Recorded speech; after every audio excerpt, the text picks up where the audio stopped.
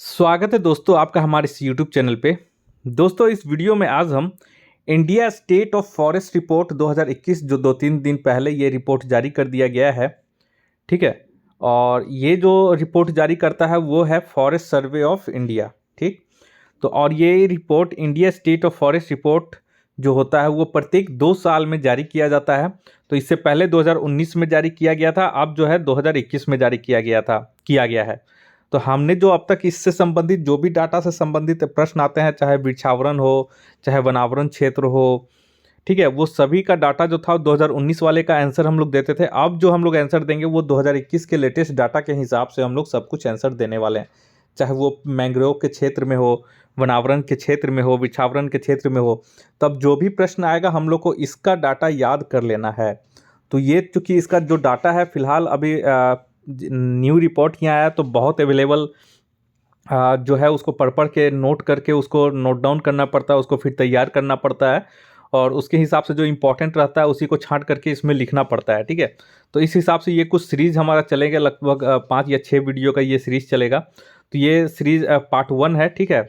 तो पार्ट 1 है, उसके बाद करीब 6-7 पार्ट में ये पूरा रिपोर्ट कंप्लीट करवा देंगे, जिसमें आपको बीपीएससी, सीडीपीओ और भी स्टेट पीसीएस का जो एग्ज़ाम होने वाला है उसका ये रिपोर्ट आप पढ़ लेंगे इतना हमारे यूट्यूब चैनल से, तो वो आपका सारा कुछ क्वेश्चन आंसर सब कुछ क्लियर हो जाएगा। उतना ही से देगा जितना मैं इस वीडियो में आपको बता दूंगा। तो यहाँ पे हम लोग देख लेते हैं पूरा इसमें क्या क्या डाटा निकल करके आया है, क्या क्या इंपॉर्टेंट है, वो कुछ पार्ट 1 में हम इसमें कवर कर देते हैं और उतना ही से इससे भी कुछ क्वेश्चन आ सकते हैं। तो अगर आप बीपीएससी सीडीपीओ के एग्ज़ाम देने वाले हैं तो कृपया करके आप हमारे इस चैनल को सब्सक्राइब कर लें। तो ये रिपोर्ट हम लोग देख लेते हैं और इसके स्ट्रक्चर में हम लोग देख लेते हैं कि क्या क्या हम लोग इसमें वीडियो में देखने वाले हैं। तो इस वीडियो में जो हम लोग देखने वाले हैं, सबसे पहले India state of forest report ISFR 2021 ये चर्चा में क्यों है हम लोग देख लेंगे। उसके बाद देखेंगे कि India state of forest report ISFR होता क्या है वो देख लेंगे। उसके बाद हम लोग यहाँ पे देख लेंगे आईएसएफआर 2021 संबंधित कुछ महत्वपूर्ण तथ्य देख लेंगे और उसके बाद रिपोर्ट के कुछ मुख्य निष्कर्ष हम लोग यहाँ पे देख लेंगे, ठीक है। तो चलिए एक एक करके हम लोग देखते हैं टॉपिक। सबसे पहले ये चर्चा में क्यों है, तो चर्चा में क्यों है तो यहाँ पे देख लेते हैं हम लोग कि हाल ही में पर्यावरण, वन और जलवायु परिवर्तन मंत्री भूपेंद्र यादव ने India state of forest report 2021 जारी की है। तो पूछ देगा कि आईएसएफआर रिपोर्ट 2021 किसने जारी की है।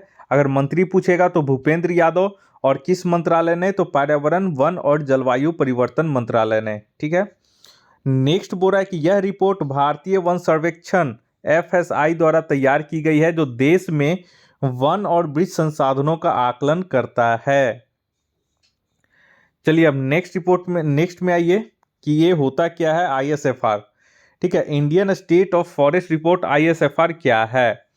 तो आईएसएफआर भारतीय वन सर्वेक्षण एफएसआई का एक द्विवार्षिक प्रकाशन है। जैसा कि मैंने बोला कि प्रत्येक 2 साल के बाद इसको प्रकाशन किया जाता है। तो इससे पहले 2019 में प्रकाशित किया गया था, अब जो है 2021 में प्रकाशित किया गया है। अब यहाँ पे एक चीज़ और जो है जो आपको इम्पोर्टेंट नोट करना है, ठीक है, वो यहाँ पे आप लोग देख लीजिए कि आईएसएफआर वन और वृक्ष आवरण के साथ साथ बांस संसाधन, कार्बन स्टॉक और जंगल की आग का भी आकलन करता है। नेक्स्ट आइए कि इसका कुछ प्रमुख जो निष्कर्ष है वो हम लोग देख लेते हैं यहाँ पे। चलिए यहाँ पे कुछ निष्कर्ष हैं जो कि आपको नोट डाउन कर लेना चाहिए कॉपी में, इसको बार बार रिवीजन करके याद कर लेना होगा, काहे कि क्योंकि यही सब जो है प्रश्न पूछे जाते हैं एग्जाम में। वन आच्छादन में वृद्धि, तो नोट कर लीजिए देश का कुल वन और वृक्ष आवरण 80.9 मिलियन हेक्टेयर है, जो कि देश के कुल भौगोलिक क्षेत्र का 24.62% है। यहाँ पे वन और वृक्ष आवरण दोनों मिला करके बताया जा रहा है कि 80.9 मिलियन हेक्टेयर है, जो कि देश के कुल भौगोलिक क्षेत्र का 24.62% है। नेक्स्ट आइए 2019 के आकलन की तुलना में देश के कुल वन और वृक्ष आवरण में 2261 वर्ग किलोमीटर की वृद्धि हुई है। तो ये इंपॉर्टेंट क्वेश्चन है ये सब सभी, और पूछ सकता है कि 2019 की तुलना में 2021 में कितने वन और वृक्ष आवरण में वृद्धि हुई है। तो 2261 वर्ग किलोमीटर में वृद्धि हो गई है अभी, जिसमें से वनावरण में अगर पूछेगा तो वनावरण के क्षेत्र में 1540 वर्ग किलोमीटर की वृद्धि हुई है और वृक्षों के आच्छादन में 721 वर्ग किलोमीटर की वृद्धि हुई है। तो ये भी बहुत ही इंपॉर्टेंट है। ठीक, नोट डाउन कर लीजिए, आप लोग स्क्रीन से भी देख करके कॉपी में नोट कर सकते हैं और इसे बार बार रिवीजन करके याद कर सकते हैं। नेक्स्ट आइए, नेक्स्ट बोल रहा है कि राज्यों में वन आवरण में वृद्धि दिखाने वाले शीर्ष 3 राज्य कौन कौन है। तो पूछेगा क्वेश्चन कि वन आवरण में वृद्धि दिखाने वाले 3 शीर्ष राज्य। तो 3 शीर्ष राज्य में पहला राज्य हो गया आंध्र प्रदेश, जो कि 647 वर्ग किलोमीटर इसमें वृद्धि हुई है पिछले की तुलना में। तेलंगाना सेकेंड नंबर पे आ गया है वृद्धि दर्ज करने में, तो इसका है 632 वर्ग किलोमीटर। और तीसरे नंबर पे उड़ीसा आ गया है 537 वर्ग किलोमीटर, इसमें वनावरण के क्षेत्र में वृद्धि इस बार दर्ज की गई है। तो 3 शीर्ष राज्य आप लोग याद कर लीजिएगा सीरियल वाइज, पहले नंबर पे आंध्र प्रदेश, दूसरे पे तेलंगाना, तीसरे पे उड़ीसा। चलिए नेक्स्ट आइए, अब नेक्स्ट बोल रहा है कि क्षेत्रफल के हिसाब से, इसको थोड़ा सा मैं जूम कर देता हूं। नेक्स्ट क्वेश्चन, क्षेत्रफल के हिसाब से मध्य प्रदेश में देश का सबसे बड़ा वन क्षेत्र, इसके बाद क्रमशः अरुणाचल प्रदेश सेकंड नंबर पे, तीसरे नंबर पे छत्तीसगढ़, चौथे पे उड़ीसा और पांचवें पे महाराष्ट्र है। तो याद रखिएगा, अगर क्षेत्रफल के हिसाब से सबसे बड़ा वन क्षेत्र पूछेगा कि कौन से प्रथम राज्य है, तो प्रथम राज्य हो जाएगा मध्य प्रदेश, सेकंड पूछेगा तो अरुणाचल प्रदेश, छत्तीसगढ़ तीसरे नंबर पे, चौथे पे उड़ीसा, पांचवें महाराष्ट्र। तो अगर कूट में पूछ देगा तो हम लोग पूरा सीरियल याद रखें, कम से कम 3 तक तो जरूर याद रखें। उसके बाद अगर प्रतिशत के क्षेत्र में पूछ देगा, जैसे यहाँ पे हम लोग देखें, तो जैसे देखिए यहाँ पे क्षेत्रफल के हिसाब से था, अब अगर प्रतिशत के हिसाब से पूछ देगा तो वो भी हम लोग याद कर लेते हैं। अगर पूछेगा कि वनावरण प्रतिशत में शीर्ष 5 राज्य, यहाँ पे तो क्षेत्रफल के हिसाब से शीर्ष 5 राज्य मैंने बताया। अब वनावरण प्रतिशत में शीर्ष 5 राज्य हो जाएगा, पहले नंबर पे मिजोरम 84.53%, दूसरे नंबर पे अरुणाचल प्रदेश 79.33%। ये देखिए अरुणाचल प्रदेश क्षेत्रफल और प्रतिशत दोनों में दूसरे नंबर पे है, ठीक है।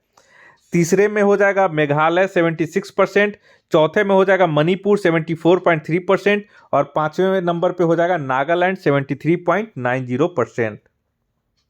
तो दोनों याद रखिएगा, क्षेत्रफल के हिसाब से सबसे बड़ा वन क्षेत्र और वनावरण प्रतिशत के मामले में सबसे बड़ा वन क्षेत्र राज्य। चलिए अब नेक्स्ट और देख लेते हैं। ये तो रिपोर्ट की कुछ मुख्य निष्कर्ष हो गए हैं। अब रिपोर्ट के मुख्य निष्कर्ष में और हम आगे देखते हैं, तो इसमें हम लोग देखते हैं कि मैंग्रोव कवर, देश में कुल मैंग्रोव कवर 4992 वर्ग किलोमीटर हो गया है।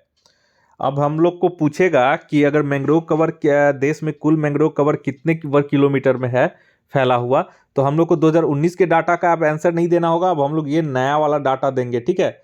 नए वाला डाटा में क्या हुआ है कि 17 वर्ग किलोमीटर बढ़ चुका है, वृद्धि हो चुका है।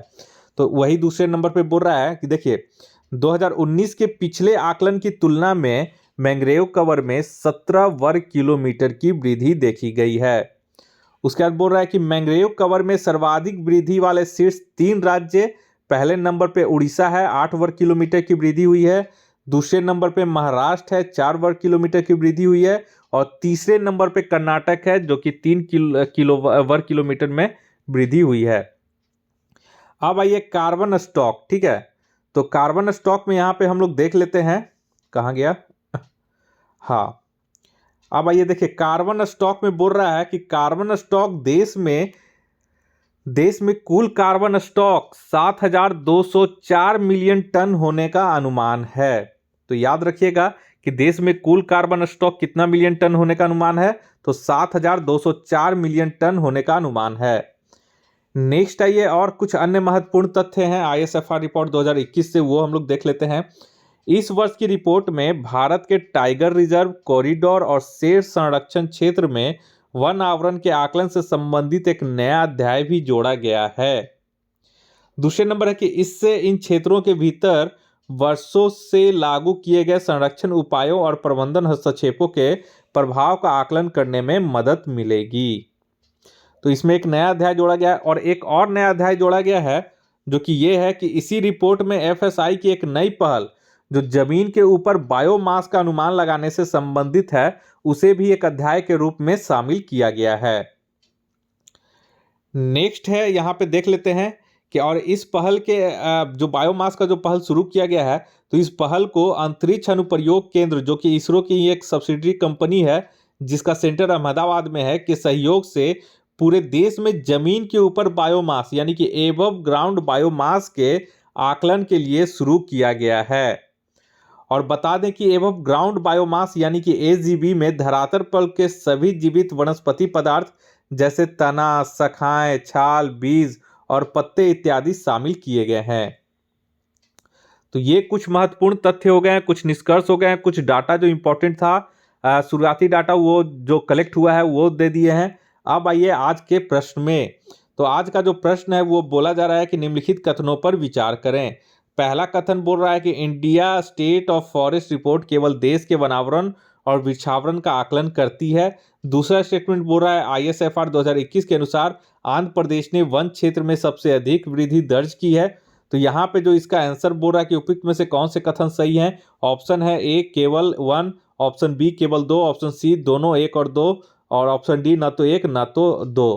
तो यहाँ पे इसका सही आंसर हो जाएगा ऑप्शन बी, क्योंकि India state of forest report केवल देश के वनावरण और वृक्षावरण का आकलन करती है, ये गलत है। मैंने आपको इसी में बता दिया था, देखिए यहाँ पे।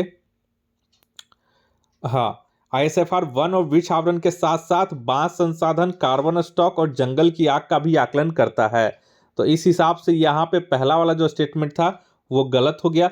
दूसरा तो जो है ISFR रिपोर्ट के अनुसार आंध्र प्रदेश ने वन क्षेत्र में सबसे अधिक वृद्धि दर्ज की है, जो कि सही है। तो दूसरा केवल सही है, तो ऑप्शन बी इसका सही हो जाएगा। जल्द ही मिलते हैं इसके नेक्स्ट सीरीज में और नेक्स्ट इंपॉर्टेंट डाटा लेकर के, जो कि आपके लिए सामान्य रूप से CDPO, BPSC और अन्य विभिन्न PCS के लिए इंपॉर्टेंट होगी। तो आप अगर हमारे चैनल पर पहली बार विजिट कर रहे हैं तो कृपया करके इस चैनल को सब्सक्राइब कर लें। इस वीडियो को देखने के लिए आप लोग का बहुत बहुत शुक्रिया। आपका दिन मंगलमय हो। धन्यवाद।